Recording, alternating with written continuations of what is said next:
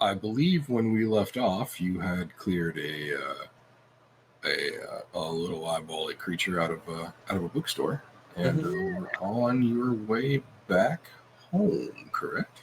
That's correct. I was wondering about that, guys. The eyeball thingy. It looked super hungry. Like I wanted to feed it. Like it was skin bones.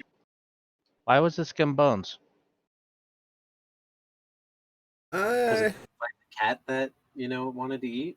I honestly Right. don't know their anatomy well enough to say whether that was true or not. It looks more sad to me. Right. It looked really thin, weak.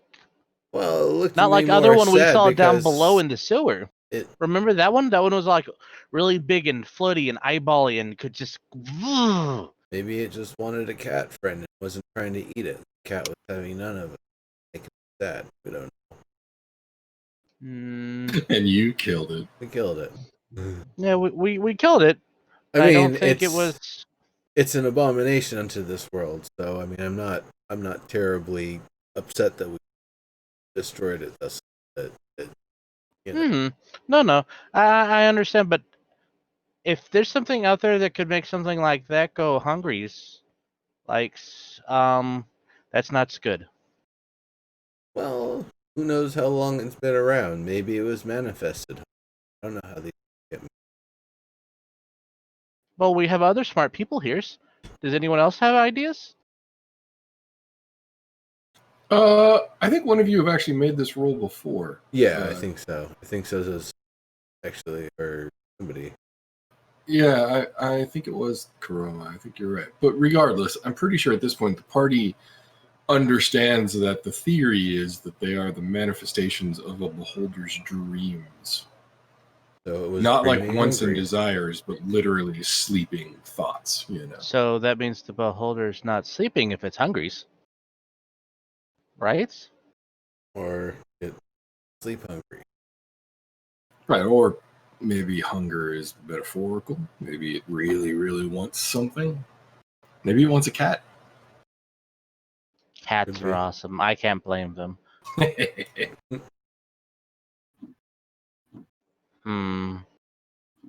I just thought it was weird and very unusual. Like there's so many other magical things in there that normally the little eyeballs go after, but this time it went after the kitty cat. I want to inspect the cat. It's probably holding it, huh?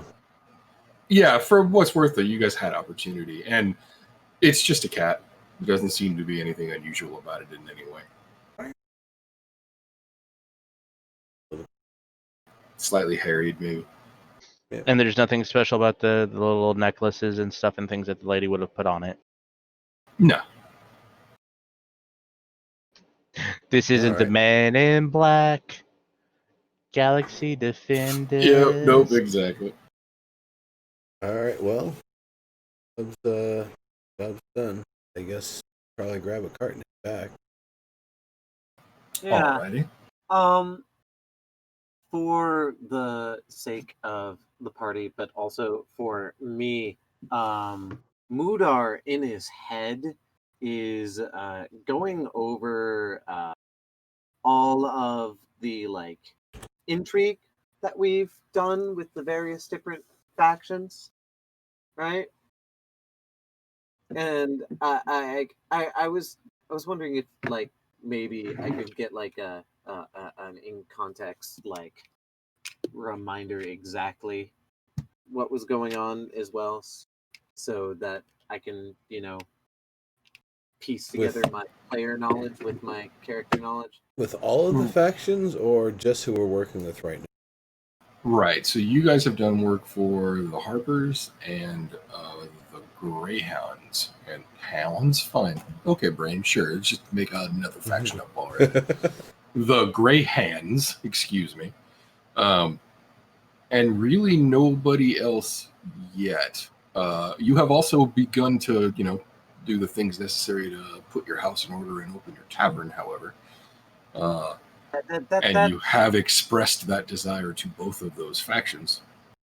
For what it's worth, I've definitely heard of the Greyhounds, and I'm pretty sure they're well known for their transportation services. And then there's also I hear they're howling good. Yeah. There's also the thing that we're waiting on orders from somebody from Xanathar, maybe as well. Yeah, that was a don't call us, we'll call you kind of thing, but that is correct. Okay, okay. I was wondering exactly where we stood where it came to that kind of stuff because it felt like before that our trail had gone kind of cold.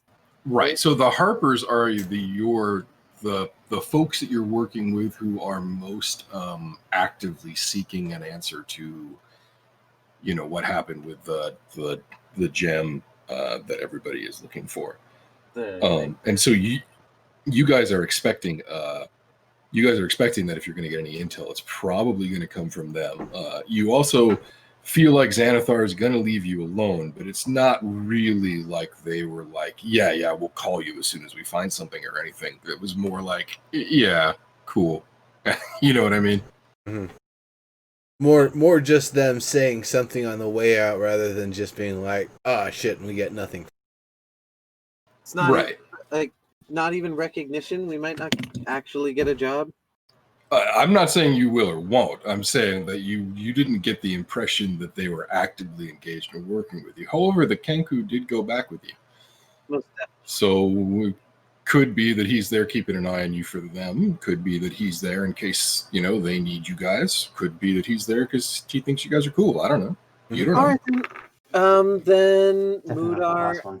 after settling all that, is pretty settled into setting things about the house tavern and I forgot what it's called. It's an orrery. No, that's where you take care of owls. Where do you do lectures and a place to which like a parlor, a French parlor? Yeah, well, a parlor is the French example. But you mean like a den, Lecture a hall. parlor, a lecture hall, right? Exactly. Yeah, exactly. Yeah. So if there's no like active leads for Mudar to chase or anything like that after settling all of that stuff in his brain, he's like, okay, I'm gonna focus on this until the job comes. Okay, that makes sense. So, you guys return to Troll Skull Manor. You guys can decide how you want to go about affecting the necessary repairs and things like that. Things will be mostly uneventful for a couple of days. Your ward, I guess, for lack of a better way to put it, your apprentice, Kikanal, will appear basically 3 days into the next 10-day. 3 days is a good prep time. Do you want to open on the first day that Kikanal comes in, or give him training? We have a lot while of we repairs to do. Yeah, it's going to take more than 3 days to restore the taproot. Also while we're doing that, I have shinies and I want to show them to our friend Zelly and have her tell me about them because I'm curious. Oh, okay, absolutely. I mean, she's around and she's happy to talk to you. Mm-hmm. So she says, "You want to show me something?" Mm-hmm. And I show her the 2 books that I found. These were really pretty, and I got them, but I don't understand all the things in them.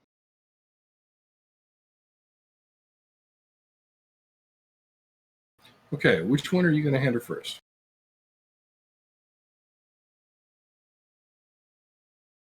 I'll go. go. Are you going to hand her the spell book? Yeah, I'll hand her the spell book first. The other book's not in my inventory. Got it. That's right. I was supposed to make that for you, huh? It's okay. Yep, my bad. Yep, I will tell you about it. Thank you. Many things have happened. Much time has passed. It's okay. Life is life. Okay. So you hand her the spell book. She looks over it, and she says, "Oh, I could do these." And she flips through a couple of the pages, and she says, "Yeah, You call this one, and she says, long strider. You call this one alarm. And this one's illusory script. Illusory script is really fun. You can make secret messages with it. Have you ever done that? It is so cool. Really? What does it do? She says, well, when you write, and she grabs a piece of paper, and she said something in a language that you couldn't identify to save your soul. And she uses her hand. You notice her fingernail on her pointer finger, sort of grows into a Claw. sort of curved talon. Yeah. And she writes something on the paper, and as she does, it leaves behind a sparkling sort of trail, almost as if there was like quartz sand on the paper where she was drawing, and it immediately disappears. That's pretty. And then she says, "Hold on a second," and she grabs a regular quill and ink. I assume one of you has one, otherwise she'll just make one appear, but that's sort of flashy. But she will grab whatever quill and ink she can. I produce a quill and ink from my cloak. Perfect. Right. And she writes, a message on it, and it's like smoke is cool or something. And she holds it up and she says, "See?" And she points it up to everybody else in the room, and you all see that it says smoke is cool. But when she points it at smoke, it says everybody else is dumb. Oh, And she says, I don't- "See? It's super fun." that is awesome. I do not say aloud what she wrote. Nope. Nope. Just nope. That's awesome. And That's she super says, cool. There's wait, you're a more in tabaxi. here. You're a tabaxi. Wait, did I hear something about secret notes? What did Hmm. she say? That everyone's awesome. Hmm. Yeah. What's the other ones in there? You said there were others. Yep, she identifies actually 4 more spells, and I shouldn't have used identify. She said the 4th spell is identify, so it's the first word in my head. But yeah, she illustrates that there are 4 other spells in the book: identify, dust devil, web, and enlarge reduce. That's awesome. Wait, I remember. There was a thing. We were told about the dwarven elven runes and the person who had it. The key rune binding can be found in dwarven codexes. Wait, are you talking about the runes on the carpentry here? Yeah. Oh, I actually I picked up a book about that. Yes, You there got we a book? go. That's fine. Sweet, awesome. I just wanted to remember if that was actually a thing because I was going through Yeah. my notes. I'm sorry. Oh, I see. That's probably the first thing we should really focus on. Well, I have this other book that I also got a hold of that looks really cool. Could you tell me about this one? It seems really unusual. It's kind of thin. Okay, her face like lights up as soon as you produce the book. It's like like a cat that's just seen the red dot.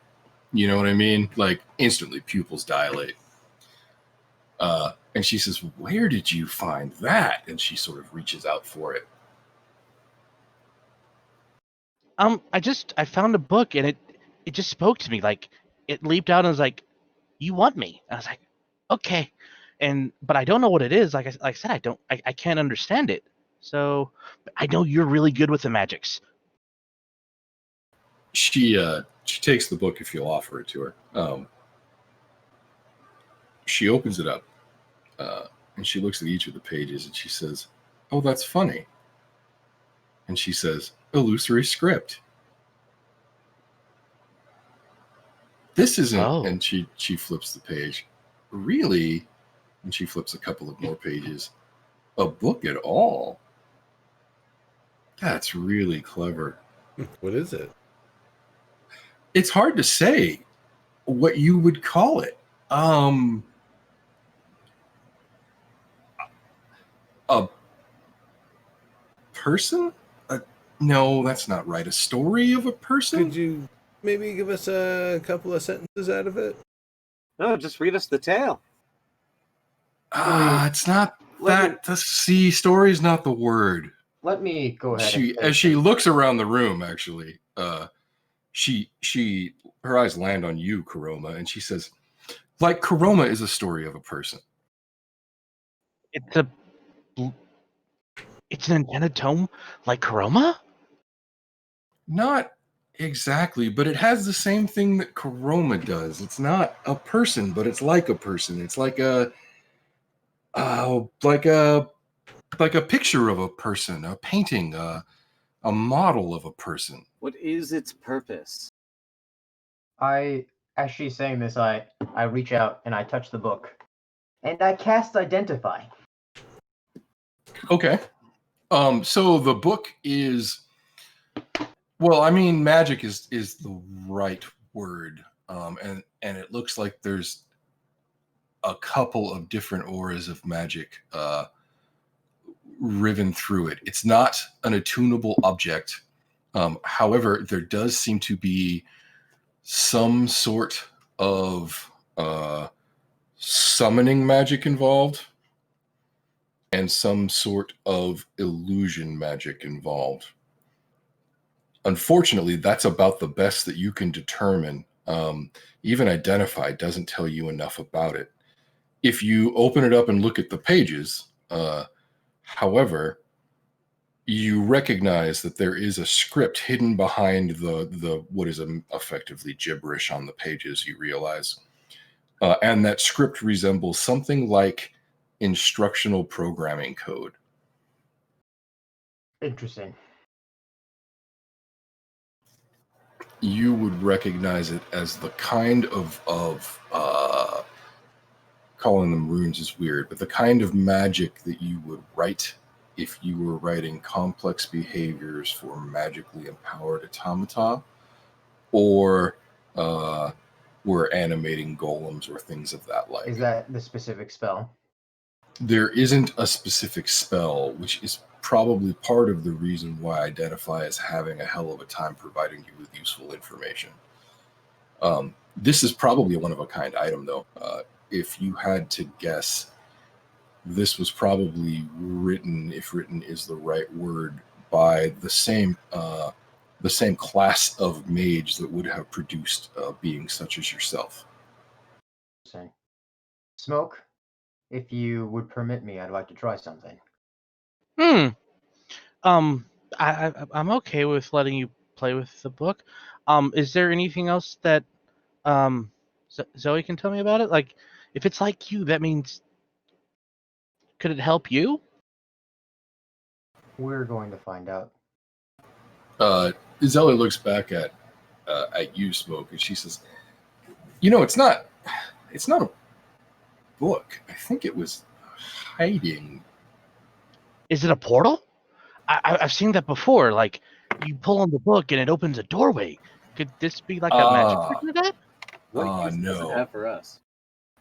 She says, "No, that's not what I mean. I mean, it doesn't have to be a book. It could be really anything it wanted to, really." Okay, so it could become a door to lead us somewhere and help us. I would assume it would be a door if it became a door. Can you talk to it? Can we talk to it? Zelly thinks about it for a moment, and she says, "Well, I don't think I could talk to it unless it wanted to be something that could talk." Oh, well. Let's look into that. And as this conversation is happening, my drone has made its way to my hand, and as I hold it out in my hand, I inscribe the runes that I read out of the book onto my drone, and I essentially add the programming to the drone. Okay, that will take some time, and I'm going to need some die rolls from you. That'll actually probably take more than a day's worth of time. So when you say worth. a line of programming, you don't mean a line of programming. I mean, those pages are covered with. I see. It's all one giant script. Yeah. I see. In that But case, you could probably transcribe that into some way that your drone could run it, though the physical space necessary to store that information could be problematic. Couldn't you just resummon your drone with all that inscribed on it? Right. I was going to say you're better off attempting to resummon a more sophisticated version of your drone that's with that code incorporated that's into fair. it. I mean, it would take, what is it, a short rest or a long rest worth of time? Yeah, exactly. A rest's worth of time. Yeah, okay. If you don't mind, Smoke, I'll borrow this book, but you can have it back once I'm finished. And perhaps I'll have some answers to give you in return.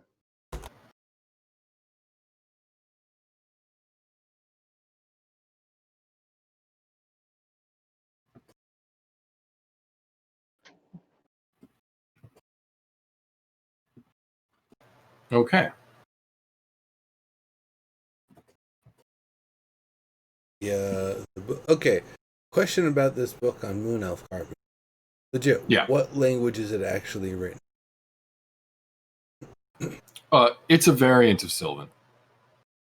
Okay. So I've been looking at it, but I've just kind of been staring.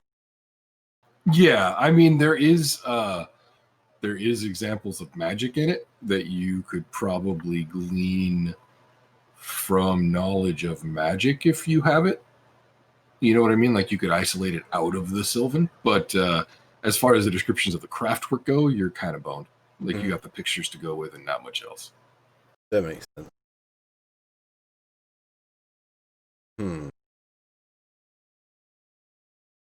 Anybody speak Sylvan? No, I was actually hoping that it would be written in Dwarvish. Because they said that it was usually Dwarvish codexes that carried the information. But Yeah, but if you remember, DM, the person... No, that was exactly what you were told. That is correct. Yeah, so elf carpentry, but dwarven, codexes. So the dwarves Yeah. studied elf culture, so yeah. Yeah, the most common source for this sort of information would have been a dwarven how-to book, like written for a craftsman who was trying to do something that wasn't their normal sort of work.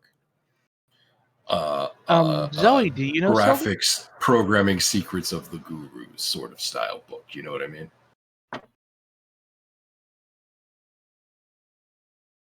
Yeah, does Selene know how to read Sylvan?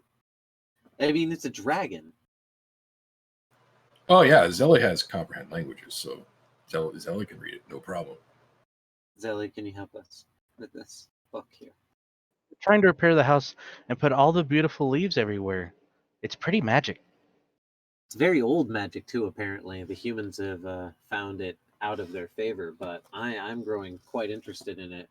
I would like to see if it could be applied to more than just carpentry once we maybe figure this out. Okay. So Clargus, you're the carpenter, right? yeah. Okay. And Mudar, you're a mason. Yeah, I'm a mason, but it's if we remember correctly, it's mason because of like my religion Right. / like it was like stone cutting or some bullshit like that. Yeah. Intelligence history checks when it comes to stonework, so I'm like more like an engineer than a mason. I've done a lot of like history work. Right, exactly. You understand the theory and the like. Meanwhile, for Vargas, he's actually got a lot of practice with doing small, fine, kind of rune glyph sort of stuff because he's been working on that bull ever since he kind of got a tickle to go to that monastery. So, Right, yep. He's been doing that for years, plus any other fixed or signed or described otherwise for whatever. Yeah, him only knowing historical stuff would make sense too, because the only like actual physical work Mudar's ever done is restoration work. It's not actual like he's not built anything ground up. He's found ruins and then built them back up. Right, I gotcha. Okay, so there are a couple of things that Zelly can do for you. Mudar, she can teach you how to, uh, like,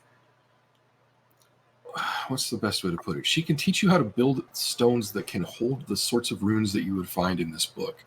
However, it's really a book for carpentry. Even though the techniques of the rune binding come from stonecraft and dwarven form, they are done with hammer and chisel. There are definite like changes in technique and things that don't really apply to stonework that do apply to wood. So unfortunately, there's not much that you could do. You could maybe be an able-bodied assistant. You know what I mean?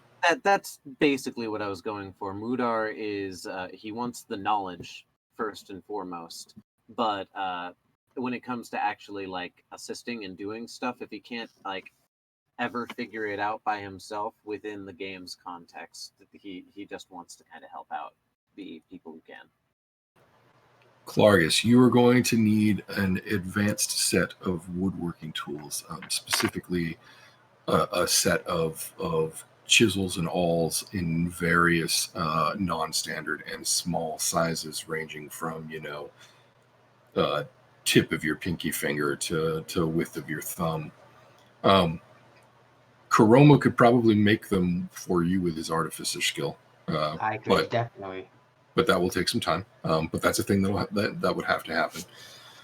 And I'm going to need a series of, I guess, insight. Do you have an intelligence-based skill that would apply to woodworking? I can't really find a good match. Insight. Yeah. Perception.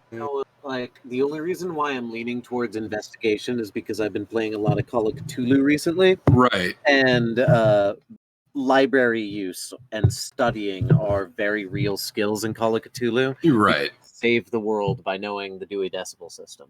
Totally. I love that about that game, actually. It would probably be history, too, if we're looking at using historical technique. All right, I'll take history if that's the one you want to roll. And you can roll it with advantage because you'll have Mudar's help. All right. And you'll have Karoma's tools.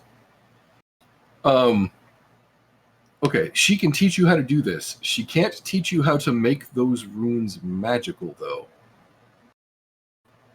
You need someone who can enchant things for that. I think we could probably get somebody from the Gray staff. Get all Do of them a the favor. prep work done. Yeah. In fact, we might even be able to propose to have somebody do like their master's study project or whatever. Ooh, Interesting I like the way idea. that you're thinking. Mudar says that in person if you suggest that. Oh yeah, definitely. Yeah, Mudar likes the way you're thinking. Okay, so if you're gonna do the runes in the tap Booyah! house, wow, holy shit. Okay, yeah, Well, they're gonna come out okay. All right, sounds good to me. Yeah, actually, while you're at it, you uncover a bunch of various things scrawled into the woodwork, by probably previous drunk patrons.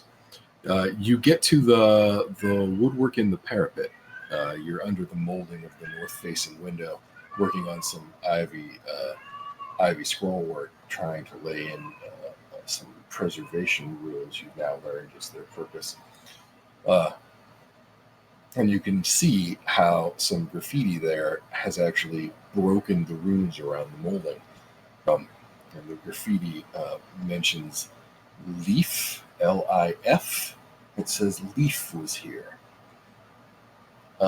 Interestingly enough, there's no dust around that carving, implying that may have been done recently, but not so recently that you're alarmed that somebody was in your house or anything, but like maybe within the last 2 or 3 years.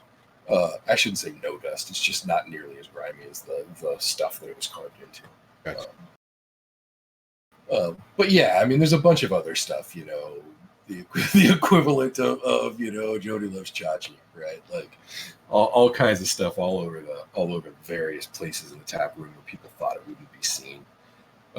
So while you're going over all of this stuff, you can either take the wood out and replace it, or you can attempt to fill it in. In either case, you clearly have the necessary skill to do so.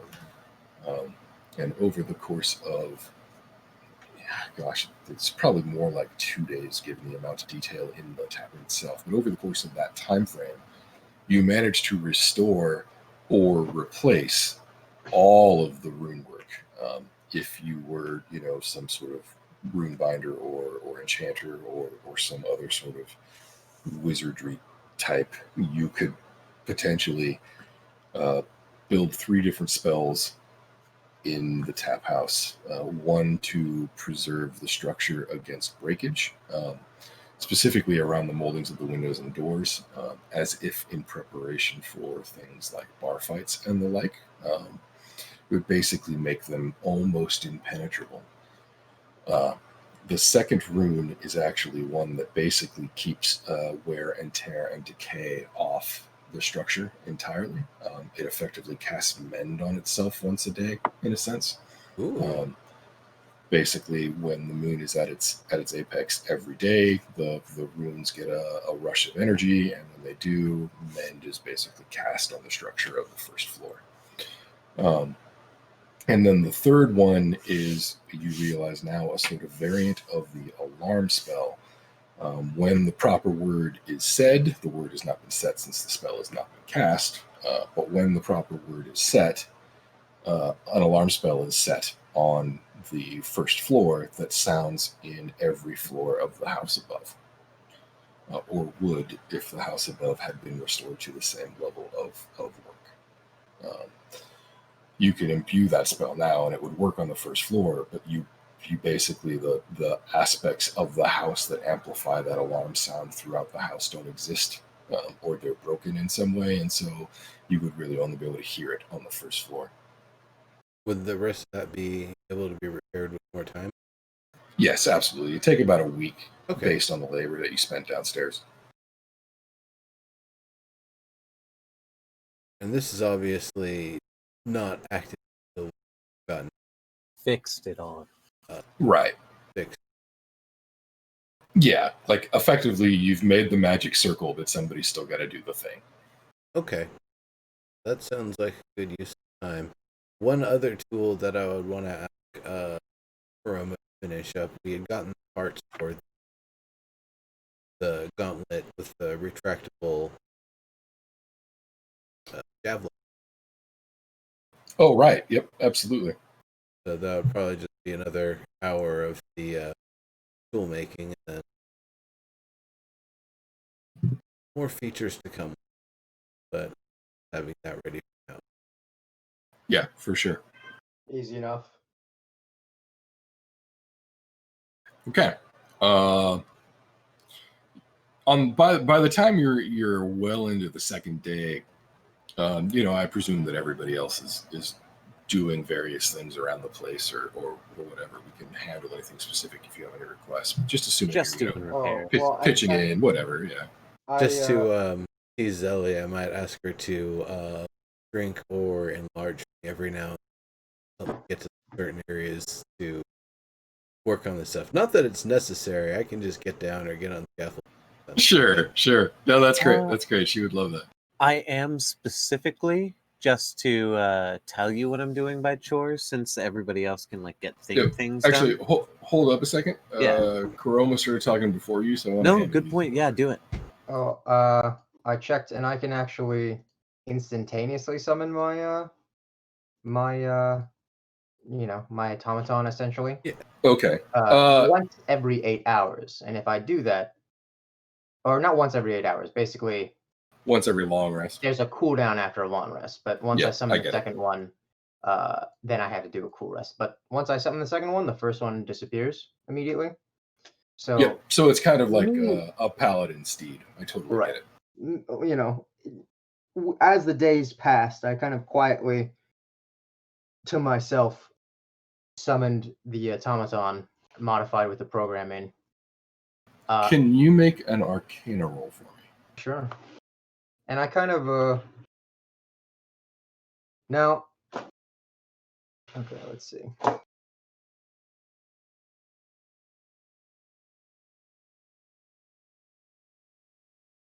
Okay, cool. When you summon it back, there's no obvious. Well, okay, I take that back. There is one obvious immediate difference. It seems to be a little bit larger to your eyes, and just eyeballing it with barely any of your ability at all. I would say roughly 1.13 times its original size. I was gonna say I don't eyeball things. Right, exactly. That was the joke. But yeah, so it's a little bit bigger. It doesn't seem to behave any differently, though it does seem to be, what's the way to put it? It does seem to be more like alert, I guess. That's a weird way to put what I'm trying to say. It seems like it's more on, but I don't know if that helps any. But otherwise, it doesn't seem any different. Interesting. I'll be observing it closely. However, I don't mention anything for now. Okay.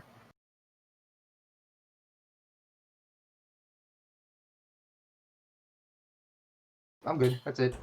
Okay. Now then, Mudar. Yeah. I was going to very specifically. What is it? It's not. I think it actually might be. I wanted to remortar, lime the outside mason parts, and replaster and paint the inside. That is Got it. what Okay. Mudar is focusing on these next few days. Okay. Do you want to make for me then? I could accept a few different options. We could go the dex route, and we could do I guess sleight of hand. We could do the int route, and we could do history to take what you've learned and try to apply it, or we could do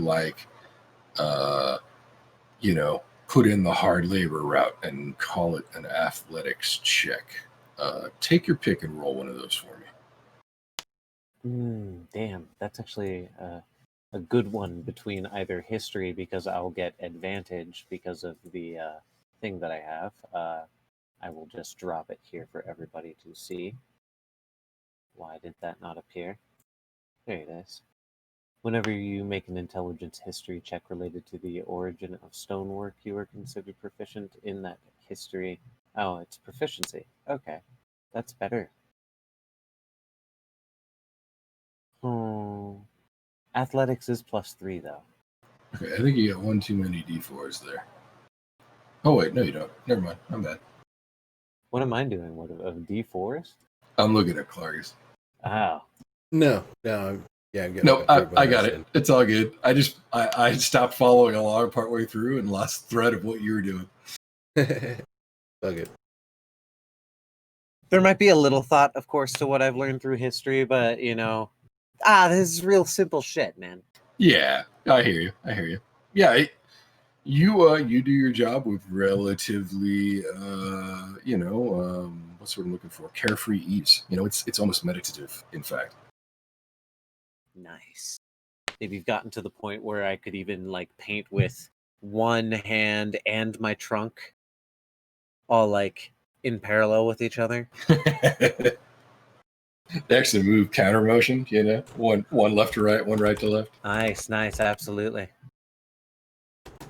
That's for the second layer. The first layer is always up and down. Of course, absolutely. Then side to side. As you would know.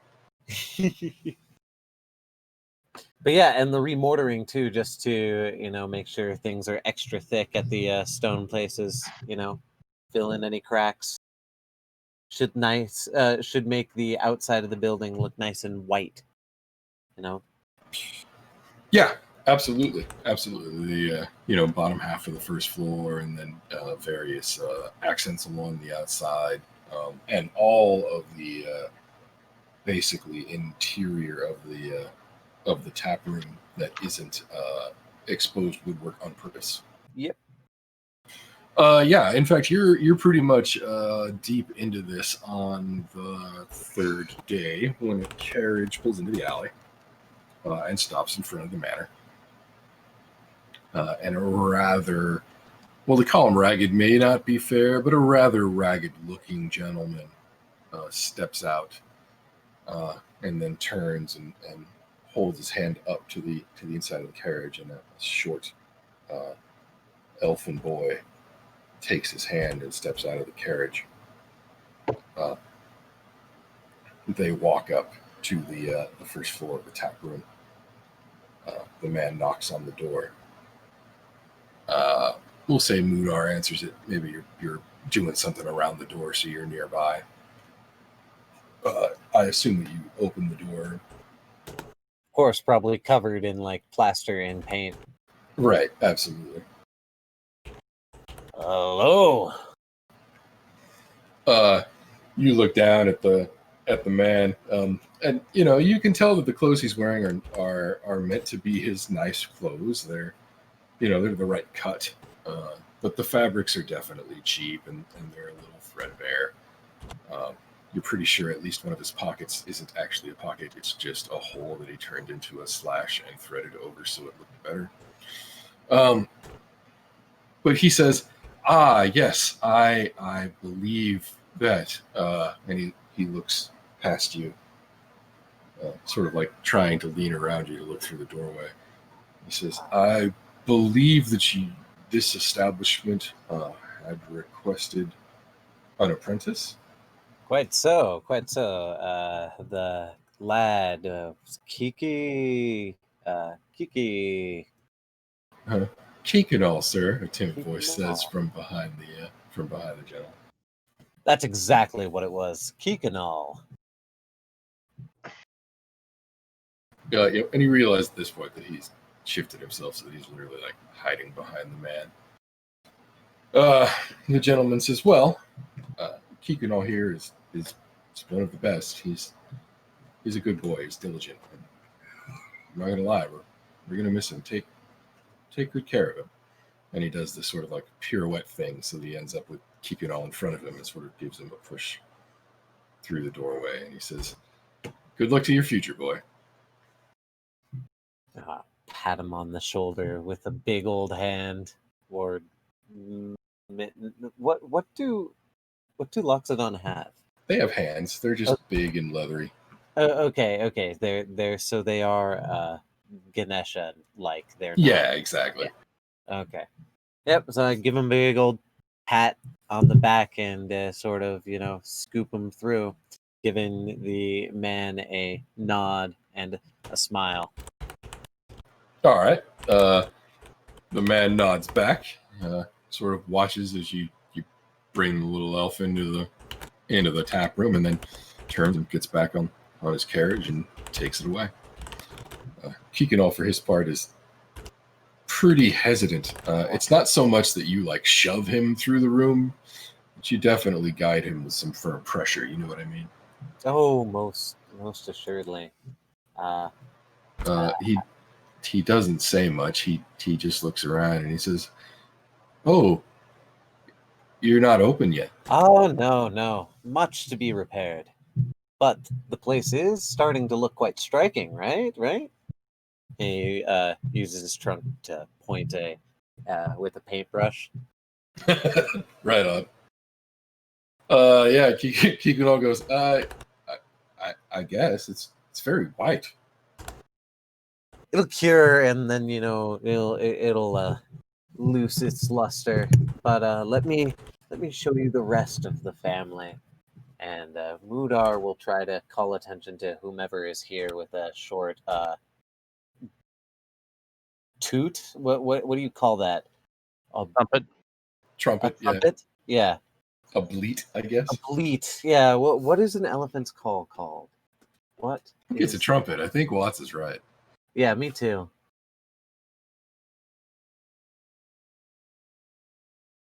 God, I hate English sometimes. Very flexible. Elephants trumpet when they are highly stimulated. Yeah.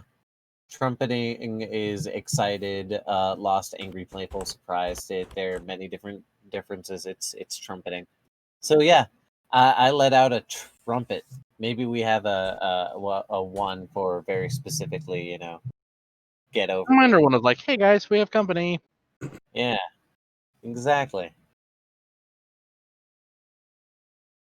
All right. Keegan will kind of flinch back at first. Not like he's like terrified or anything, but just wasn't expecting that. Yeah, right. Oh, we have company. Hi. How are you? Hello, Keegan says as he looks you up and down. He says, "Are you an apprentice here too?" Not exactly. It's Blast. complicated. I do learn many things though. This is fun group. He So looks you're around. new friend. I guess so, he says, and he looks around and he kind of has this like, what the hell is going on here? Look on his face now. And he says, "Well, is there something I should do to get started?" Well, first you need to meet everybody. This is important. A very important part of the job is knowing your. Uh, are we masters? I guess. Smoke. Master Smoke. I mean, it is the technical, master apprentice relationship, right? Master Smoke of the let's say the guiling arts. He will be your teacher in dexterity and agility. I'm very agile. It'll be fun though. We can have many adventures. I will be not so much tutoring you in letters as more endurance, hard labor, morals, things like that. We do have a man of letters here, though. He's a man of woodworking too, but he's also really good with an axe. I do many things.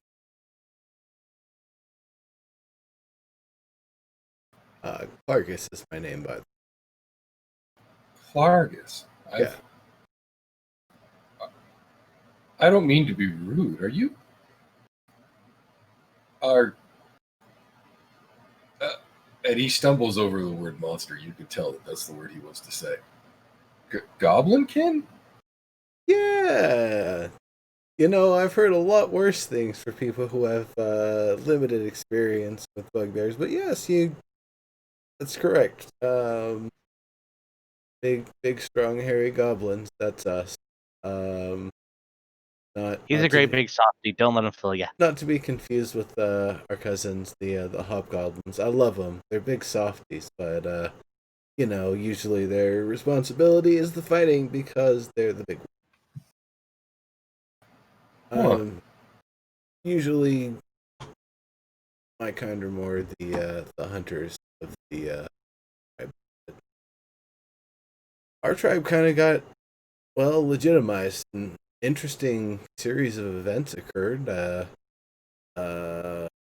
My father, King Clark, deposed the previous king, who I didn't really like very much. And they kind of started working with the towns of Phandalin and Neverwinter, and we actually started building a sort of stop along the Tribord Trail. It was really a really interesting sort of thing. I understand that's actually very, very rare for a goblin tribe to do, but things like that there lead to people like me being here. He kind of smiles shyly as you're telling the story, and as you get to the part about your uncle, the smile gets a little bit wider, and he says, "You're a prince, a bugbear prince." Yes, that's correct. He just nods. He says, "And you run a tavern." Well, we haven't got it open yet, but that's right. We are somewhat of a motley crew here. He's not wrong, though. Clargus like me is aren't you also here on a religious journey? Well,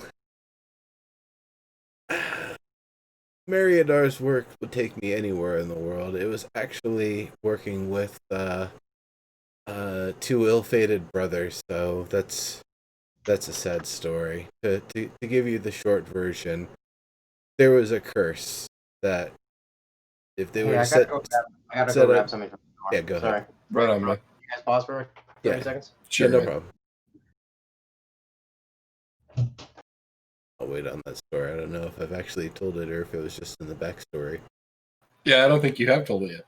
It's given me plenty of time to look up various different treatments that were done to medieval buildings. I'll be sick myself. Right on. Yeah, perfect time if anybody needs to AFK for a second. Yeah, let me get some like lemonade. BRB. Be alright.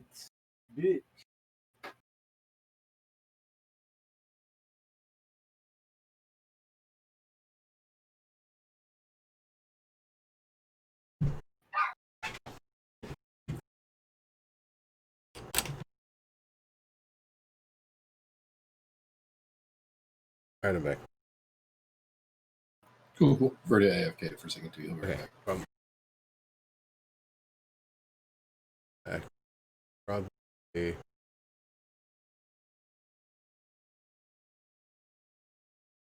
Let's see for a second. Okay. Document.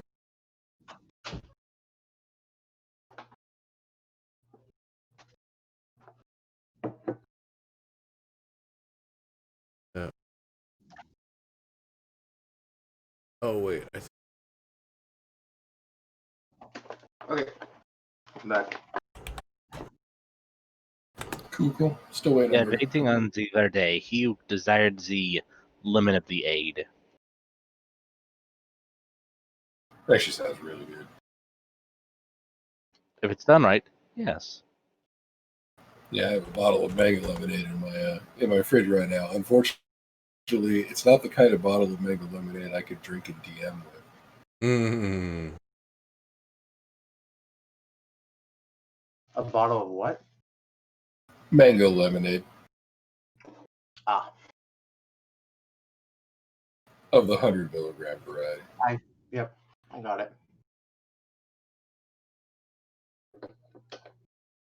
Doesn't seem like a lot of liquid, to be honest.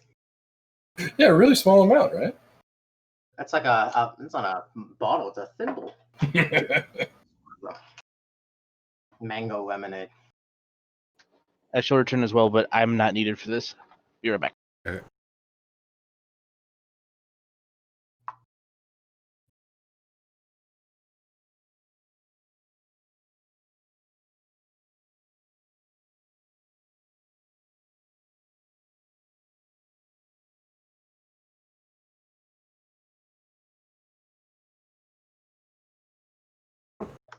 By the way, during the night over the past couple of days, after everyone was asleep, I approached Zelly and I said, Zelly, do you notice anything different with my automaton?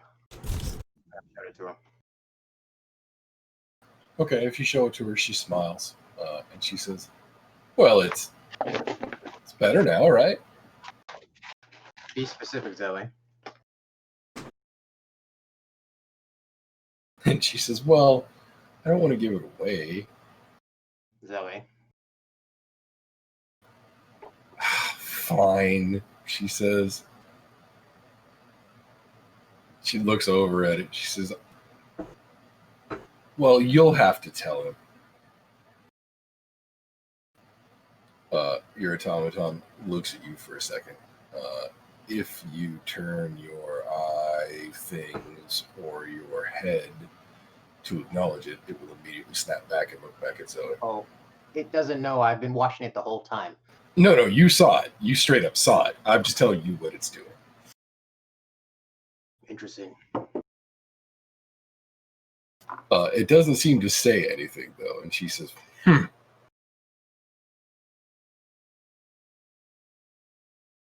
You can communicate. Is it communicating with you? It hasn't said anything yet, but it can. I'm sorry, I misspoke. One sec. Is it communicating with you? Yeah, and she says it hasn't yet, but it can. I am back. I'm sorry, my grandfather just came and I had to get like the whole like father grandfather generational like cock hug thing going on. Totally, man. Yeah. Welcome back. That was a quick one. Interesting. And why? Yeah, we can keep going. Yeah, she won't give you any more. She says that it can answer your questions, so if it's not answering them, there must be some reason. Okay. So, how I here specifically was actually kind of an interesting tale. My good buddies I had met Vandalin as Lobo. Kind of funny names. They were kind of comedic sort of fellas. Good sense of humor. Good head on both of their shoulders. They were real sharp. They did great work. I learned a lot from them. They learned a lot from me. We had made an arrangement that once we were finished work, we were going to uh, head out this way and get to work on a new contract that they had. I went on the ship ahead of them. I didn't know, unfortunately. Their mother told me later when I confronted them about her about their death, but it turns out, and that was done for mail. I didn't actually go back and hear this whole time. They actually had a bit of a curse. They were supposed to build a castle, but if they went to sea 3 times in their life, they would instead be cursed to be turned to the undead and build a full palace of doom instead, and to die a horrible fate along the way. And unfortunately, they didn't know that they had been born at sea, and their mom, didn't reveal that to them, was hoping that it was a technicality that this generational curse wouldn't apply to them in the situation, but I don't know. The ship with all the supplies and them on board went down off the coast. I don't know if they died, if they're in some undead sort of hell of their own, building something profane that will be used to launch an attack on the mainland one day. But I didn't really have the resources to kind of go back home. When I got here, I didn't really have much with me. I was kind of waiting for them.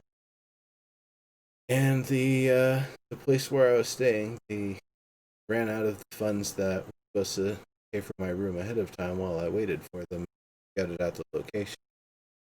So, That makes sense to why you were so willing to join up in our group. I think I was more willing to join up in the group just out of circumstance. I can't imagine us having to deal with the troll being being sucked upon by this horrible little bird. Oh, most certainly, most Was, certainly. I meant. There might have been some willingness to that circumstance. If you had friends, and that whole situation had happened, we might have just parted ways there. Oh, I would most certainly have just parted ways there. But I feel like there's more good that I'm able to do than was before. Not that I wasn't doing before. Sure, the place is starting to fall into ill repair already. Back where the goblins and the other folk live in town. But hopefully, I'll be able to start sending resources back that way and get it fixed up themselves. I taught them enough. They just need the wood. Well, didn't you also say that there was a rowdy human who was helping them out? There is. I mean, there's a few. They're not completely. Most just black. Definitely makes sense. No matter how much passion you put into a place, if it's isolated enough, it will always be difficult to do anything about it. I know that firsthand. I came down here from the farthest north, up on the glacier that you see out in the distance. I don't know your kind, Keeganel says. Farther than even Icewind Dale. That's where my kind come from. Don't think we can actually see there. I thought the dragon's spine was huge. Maybe my childhood nostalgia is literally rose tinting everything for me, but I thought it was like Oh no, I'm sure it's gargantuan. I I'm just out of character. I'm thinking about like curvature of the planet. Perhaps Mudar can see it because he's very tall. good one. Yeah, No, the spine of the world is kind of far away. Okay. No. So yeah, no. So he'll just say that he came from the spine of the world, and even farther. Yeah, north of the spine of the world. Yeah. Rugged glacier and the endless ice sea. Exactly. Yeah, that's where I came from. I was rebuilding some ruins that I found there after, you know, I kind of left my family home. That's all I'll really say of that. But those ruins that I rebuilt, these hands, these big hands, they held secrets, primordial secrets, and there I found the light of the Emperor. And I came down here in order to spread that light, to maybe bring some people up to the castle that I rebuilt in the ice, and then the Emperor can begin his work. Truly.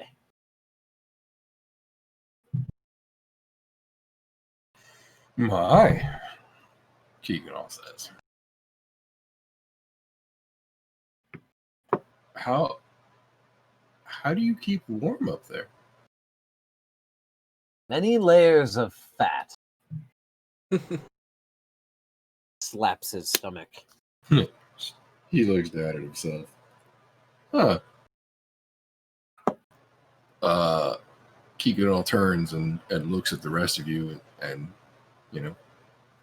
sort of waits to see if you have anything to say.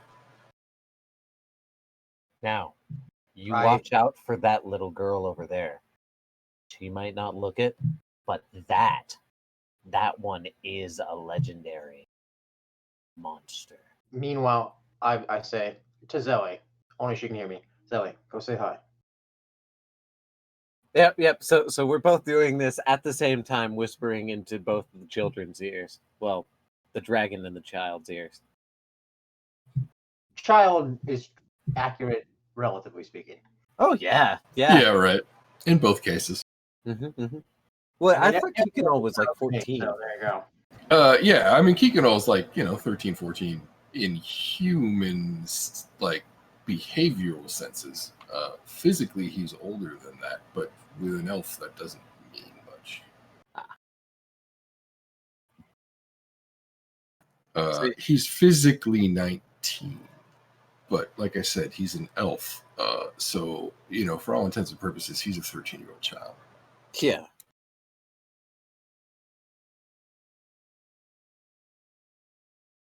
He does have more, like, life experience than your typical 13-year-old child, though, so he might come off as a little more cynical from time to time. Definitely. After Mudar finishes warning Kikanol about Zeli, the little girl, and keeps it at that, he feeds the Kenku, some bird seed that he found. Not found, purchased for him. Gotcha. That's okay. What? I'm sure children have handed me peanuts. Yeah, for sure. Has as you encourage Zelly to introduce herself, she steps forward and sort of like curtsies, and she says, "Hello, I'm Zelfarn. It's good to meet you, Kikino." And she extends a hand. Kikino sort of Remember what I told you. looks back at Mudar and looks back and sort of double takes between the two of them for a second, and then sort of takes a breath, puts a hand on his chest, and he sort of bows and he says, "Hello, Master Zelfarn," and takes her hand and shakes it. Well done. Yes, the master bit. Aha! This pleases Betty. I I suppose. expect I walk over and hug both of them. We're going to be the best of friends. This is going to be amazing. Wow. I just made a connection here. so. To him, there's only one adult-looking figure in the whole place, right? Well, Or two, Corgus-ish, maybe. two if you count Diggs. Mudar. How old was Diggs? Yeah, I'm not a child. In Right. 5 years, Avatar wouldn't does make have you. gray hair, so I can't imagine 10 years or 15 years or whatever. Okay, that makes I mean, sense. Clargus is 19 now, but what's a 19-year-old bugbear look like? Probably a Right. 30-year-old bugbear. Probably like a 1-year-old bugbear, which is You're a bugbear. That's all they really need to know. Yeah. I, on the other hand, am kitchenized. Meow. Right. Clearly, childlike. Yeah, there's at least 3 children in the room rather than both Right. appearing. It's okay. We have a low bar here. Yeah, it's so the gnomes and dwarves can come in and have a drink too. Uh-huh. I was That's going to say fine. because no one's tall enough to. Funny, we went similar places, different approach, but similar. Yep, that's great. Like-minded people. There's a reason why we're gaming together. Right. You ask a lot of questions, don't you, boy? That's good. Yeah, and he looks around, and if nobody else says anything, then he will bow again to everybody, and he will say, I'm happy to be here. Thank you for this opportunity. Just tell me what you need." We should show Kikanol where his quarters will be, and then once one of you get his measurements, I can order some working clothes and some good clothes, and then we should put them to work to reopening the tavern, as the rest of us have been doing in the meantime. And you hear me. Quick table talk. We did agree that we were going to let him possibly visit his friends back at the orphanage some during off days, right? Totally, absolutely not. That's No, why would totally we bad. do that? I think Just a that's more. slave. I think that's more entertaining to discuss No, as no. our My bad. characters. Okay. He's not a I slave. didn't remember that clearly. My bad.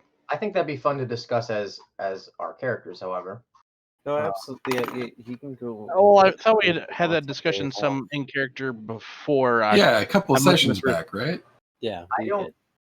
Okay, I don't recall it, so I'm not. That, to be fair, that was a month and a half ago, man. Right. As a quick aside, I sort of very robotically said, analyzing profile analyzed. And then That's good. That's good. Now the dark guard dog won't eat him. and then I just sort of turn away and sort of disappear into the shadows. Right on. That's Master Kuroma. Watch very carefully what he does. Every movement is a lesson. He's impressive. He can make lots of shiny things. Kikino nods, and he says, "I think I've actually heard of his kind." It looks around at many of the rest of you. He says, I don't understand how you all came together, but whatever I can do. We were at a bar in a troll camp. We all killed it. Bolo, the author, came over and came with the request to find a buddy. We found a buddy and a whole lot more, and covered. His buddy happened to be one of the members of the Netherlands. Yeah, we'll get to that at some. We'll get. But the important thing is, in waiting on some financing for some authorship, this house was given to us as well. The deed was given to us as a reward. He thought he was going to inspect the place for spooky ghosts. So we saved him the trouble, and we got a house with a tavern. Pretty good deal. Uh-huh. Of course you did. And we need you, technically, to be concierge, but we will be teaching you other things besides that. And hopefully, I think we'll be giving you a great education so that you could be a master of a house someday.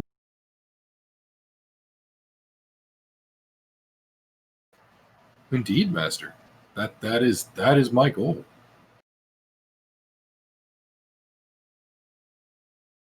His eyes kind of gleam when he says that. Like, you get the impression that, short of maybe hanging bodies on hooks, he was pretty much prepared to accept whatever you were going to tell him in exchange for the opportunity to make something of himself. Now, an all-important question for your work uniform. What is a favorite color? He thinks for a moment and he says, gold, I suppose? Maybe green? Gold if I have a choice. Gold if he has a choice. Green otherwise. All right, so we need to get him like a really good suit-ish looking thing and show him what to do. Get the place organized. Right on, gentlemen. Okay, so there are a couple things that you will want to decide as far as running the tavern goes. One is how you're going to promote it. Two is what services you're going to offer. Effectively, what is your menu? And then third is how are you going to, basically prepare any food that you intend to sell, provide, a supply of food to sell, that kind of thing, manage your liquor supply, etc. Yeah, we did basically what's your menu and how right. You guys have a what's the way to put it, a supply, probably for a couple months for what it's worth. I mean, unless you guys get super popular. Yeah, but we also wanted to what was it again? We wanted to artificially inflate those ones as the house brew specialty stuff, and then get a bunch of regular, like, this is the kind of brew that you find here kind of stuff, and then even then some cheaper stuff, if I remember correctly. Yeah, that sounds Yeah, right. that's right. So we have the specialty house, the, home brew, whatever, and then the Pisswasser.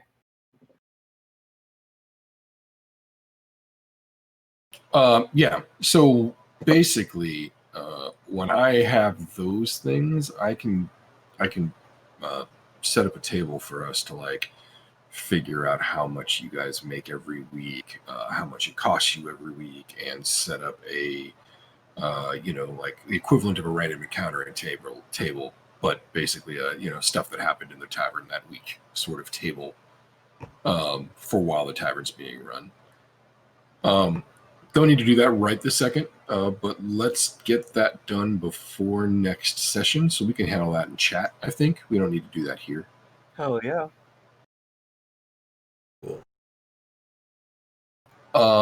But yeah, you guys are almost ready to open at this point. Also, if you guys want to reactivate those runes, we will need to talk to the Greyhounds. I think the Greyhounds is what you guys said that you wanted to do. That made a lot of sense to me. Yeah. Flat. Yeah. Well, I was hoping to do some research at a library, but Okay, that is another option. So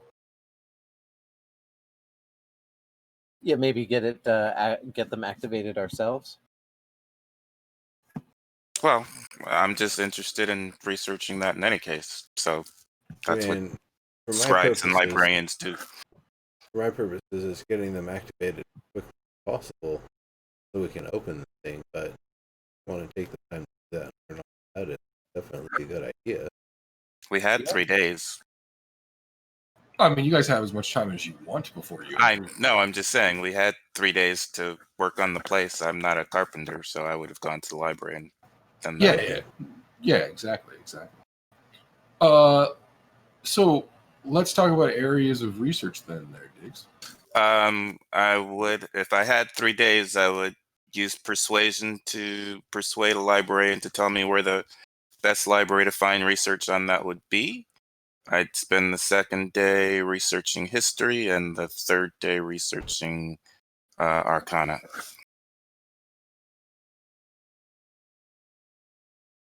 Okay.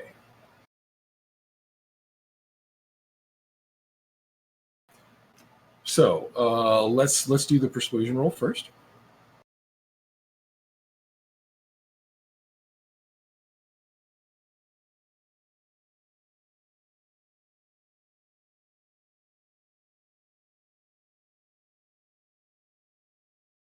Nice. That makes that easy. Yep. Best library of things related to runes, architecture, things like that. As they like what's the word I'm looking for? Overlap, like esoteric magic, basically. Is a library in the Castle Ward known as the Font of Knowledge. It is I guess public library is the best way to put it. It doesn't belong to any particular guild. There is an entrance fee, but it's relatively cheap. It's basically 2 gold. And you have free access to all of the books within the building when you pay. You cannot take any of the books with you, however. It's not so bad that they're like chained to the bookshelves or anything like that, but nobody needs to leave the books. Okay, so you wanted to do history first, right?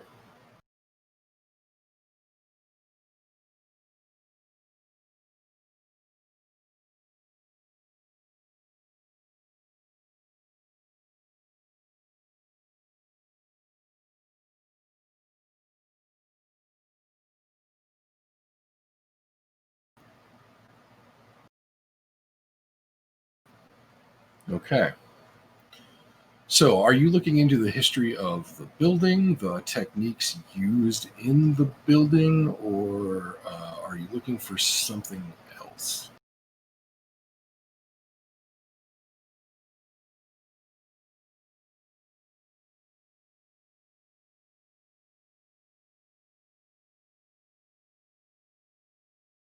Also, you're muted. I don't know if you know that or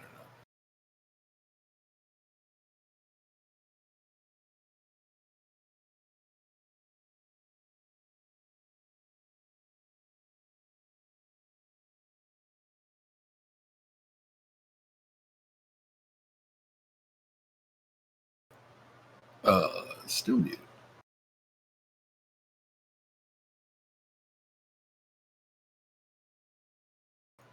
All right. Well, if you can hear me, you can go ahead and make the Arcana roll too, and I can give you both batches of information at once, I suppose.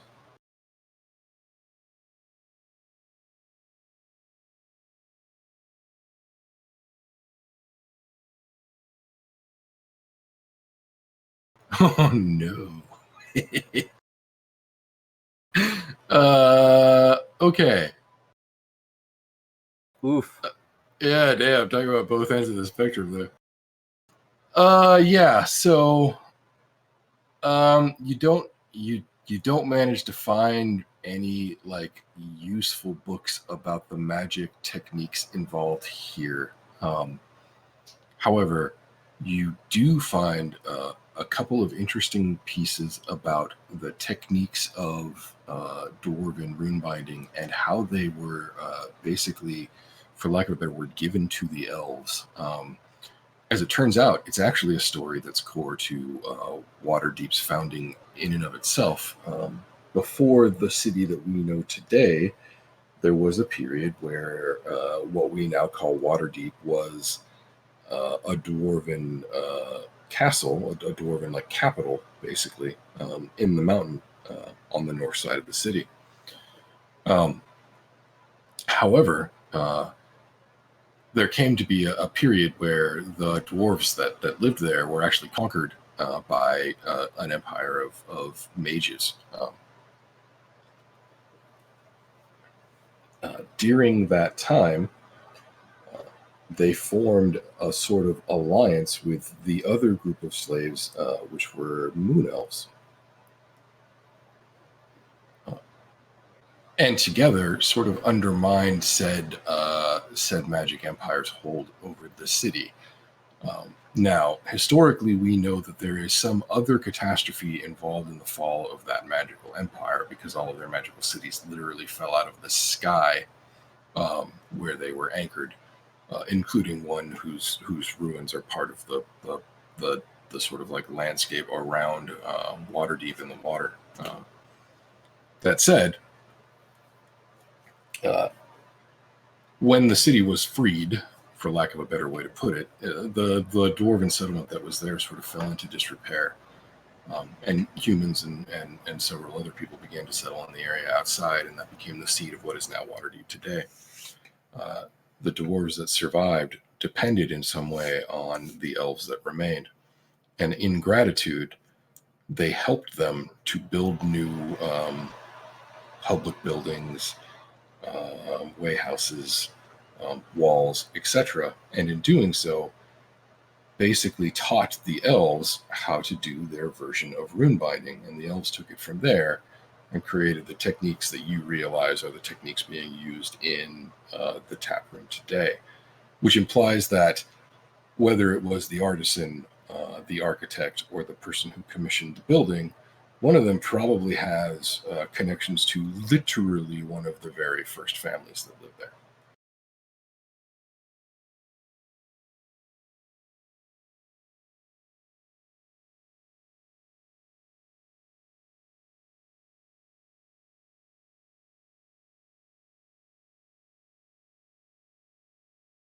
But like I said, with that arcana roll, you're not going to figure out anything functional about the magic from what you found. Who are you talking to, Max? Diggs. He hasn't been talking this whole time. Yeah, I know. He asked me what he wanted to do, so I was telling him. Oh. This has been a one-sided conversation this whole time? Is that moon elves or so you said Moon dwarves, elves. moon elves, and who else? There were humans as well. Uh-huh. And but it seems like it's moon elves that we would be looking for to find more information from. Absolutely. Right. Okay. All right.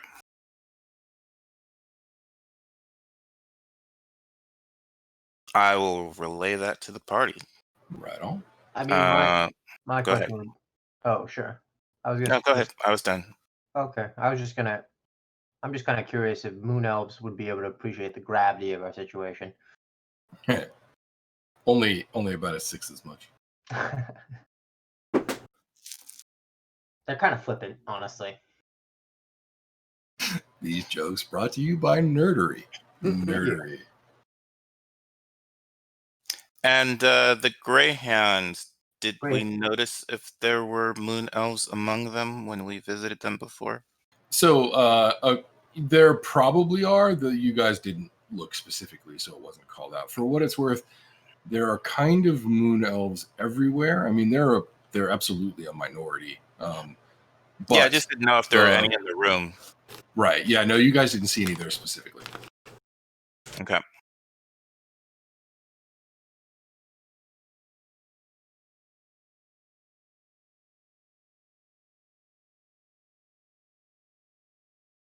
Doesn't mean that other members of the Greyhound necessarily know how to do stuff. Well, and given that you've already prepared the runes, it's actually all you really probably need is an enchanter. Like all you really need is somebody who understands how to imbue magic into a physical object at this point. Billy do it with the book? Huh. Hold on. Probably.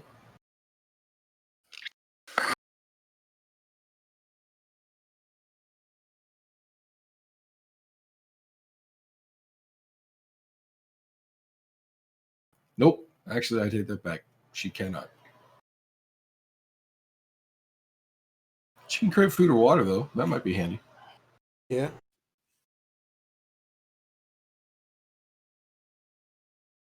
I guess what would the fee be for an enchanter?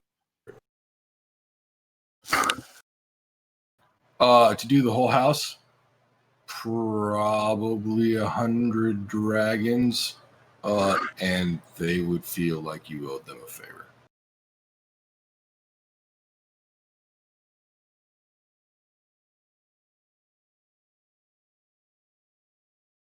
Well, we wouldn't know that yet, would we? Because it depends on who. No, what again? Yeah, I mean, you guys haven't actually negotiated. I'm just saying that's kind of the going rate for that kind of job. Really, it's actually probably closer to 150 or 200 dragons. But, given your connection to them, they'd probably give you a discount in exchange for doing a job for them. That did seem to be the sort of nature of your relationship as you saw it.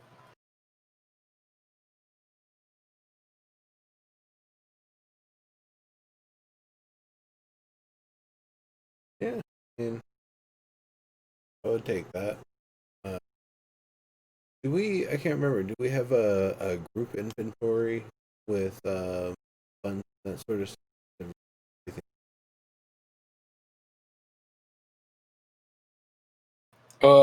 This is not the party with the donkey wagon, so I think you guys have just been distributing stuff. Let me check your inventories.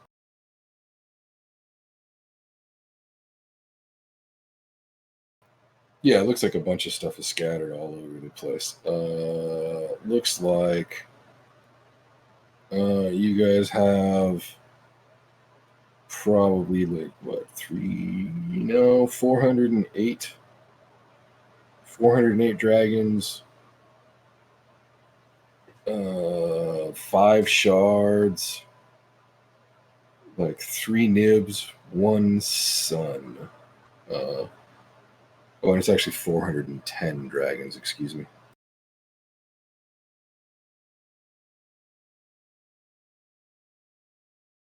That sounds worth a lot for what it's worth.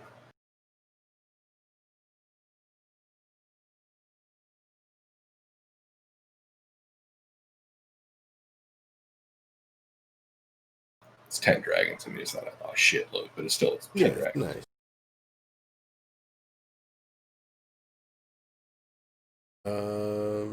Sorry, listening, but And you also said that talking to Grandpa. was across all of us, or Yeah, that's across your whole party. I have a godlike view into your inventories. at this point I only have 4 dragons I can contribute. I have taken a vow of poverty. All of my money belongs to the Emperor, which means that I have no money. Interesting logic. So how much no money do you have to put towards it? Absolutely none. No, in that case, I could front it. It's 10 dragons, 15, 20. If you're not going to negotiate, it's probably closer to 200. Oh, well, I'm definitely going to negotiate. Oh yeah, we would definitely. All right, so you're going to want a meeting then with someone at the Gray Hands. Okay, I mean that's doable. I would like to call it tonight though, and say we'll handle that first thing next session. Sounds Does sound good.